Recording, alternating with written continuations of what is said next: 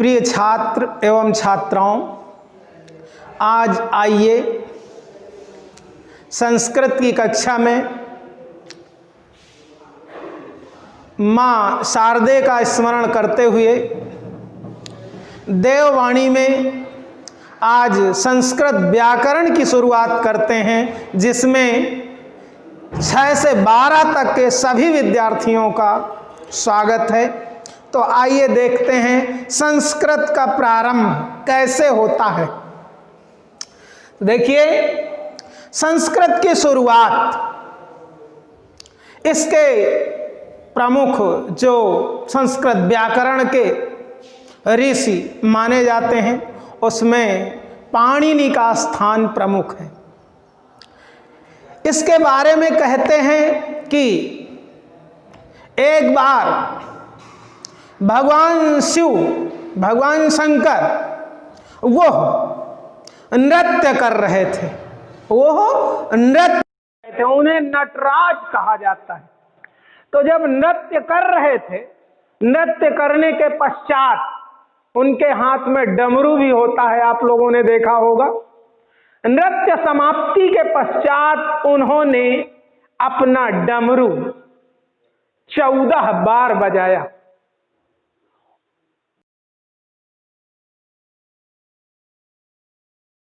14 सूत्र, 14 स्वर निकले, जिसे हम माहेश्वर सूत्र के नाम से जानते हैं।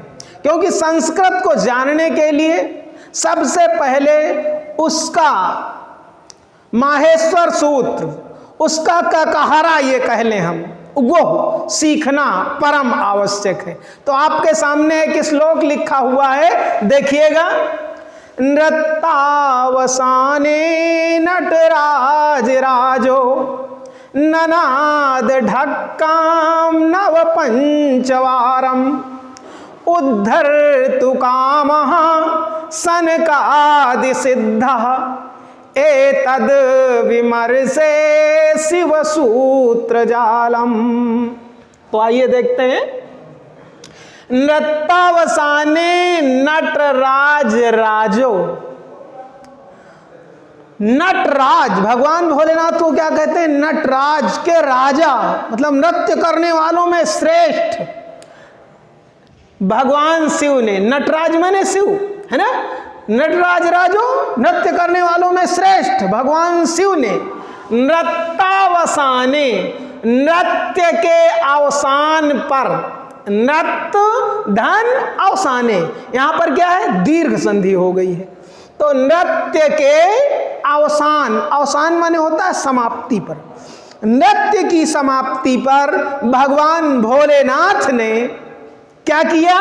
नटराज राजो नृत्तावसाने ढक्काम नव पंचवारम ननाद, अपने ढक्का को, ढक्का माने होता है डमरू, अपने डमरू को नव पंच, संस्कृत में आप जान लीजिए, हिंदी में गिनती सीधा चलती है, आपने पढ़ा होगा 10 1 11, 10 2 12, 10 3 13, लेकिन संस्कृत में जस्ट इसका उल्टा, 1 10, एकादश, 2 10, द्वादश, त्रयोदश, चतुर्दश, उल्टा हो गया ना। तो नव पंच वारम, 9 5 है ना।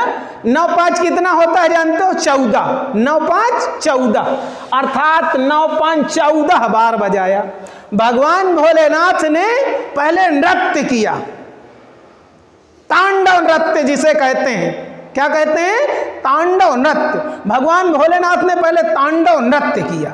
इसके बाद नृत्य की समाप्ति पर उन्होंने अपना डमरू 14 बार बजाया। उद्धर्तु कामः सनकादि सिद्धा, और क्यों बजाया?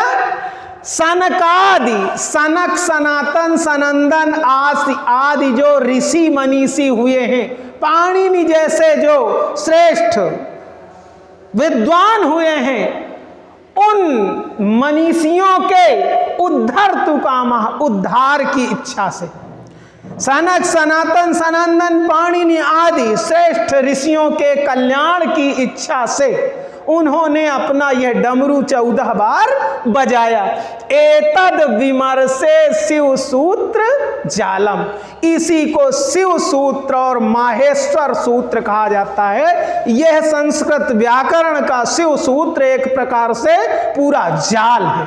यहीं से संस्कृत की शुरुआत होती है। अब संस्कृत सीखने के लिए हमें यहीं से शुरुआत करनी पड़ेगी। अब 14 बार बजाया तो उसमें से 14 सूत्र निकले जिन्हें हम माहेश्वर सूत्र कहते हैं। अब वह माहेश्वर सूत्र क्या हैं? सभी लोगों ने पढ़ा होगा। आई ऊण री ऋक ए ओंग ऐ औच है वरट लण यम गण नम झभई घड़ धस जब गढ़ दस खप छठ थचट तौ कपय सख सर हल। यह 14 सूत्र हैं। इन सूत्रों के अंतिम वर्ण, जैसे हम कहें आई उण, तो अंतिम वर्ण क्या है? हलंत। इन हलंत वर्णों को यदि निकाल दिया जाए तो कुल 43 वर्ण बचते हैं। कुल 43 वर्ण बचते हैं। अब उसमें से उसमें हा 2 बार आता है। सारे वर्ण एक बार आते हैं, केवल हा वर्ण ही 2 बार आता है। उसको भी यदि हम एक मान लें तो कितने हुए? 42। कुल 42 वर्ण।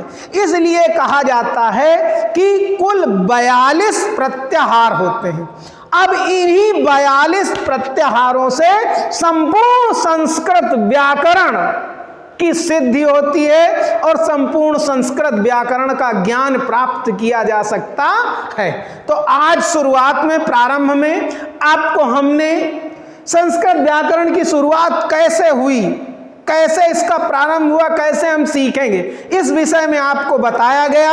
अब यहाँ से आज प्रतिदिन सभी छात्रों के लिए संस्कृत व्याकरण क्रमशः धीरे धीरे आगे बढ़ता जाएगा। सभी विद्यार्थी हर दिन पढ़ेंगे, क्लास लेंगे, जिससे उनके ज्ञान में उत्तरोत्तर वृद्धि होती जाए। आज यहीं पर विराम देते हैं। अगले दिन पुनः इसी के आगे फिर मिलेंगे।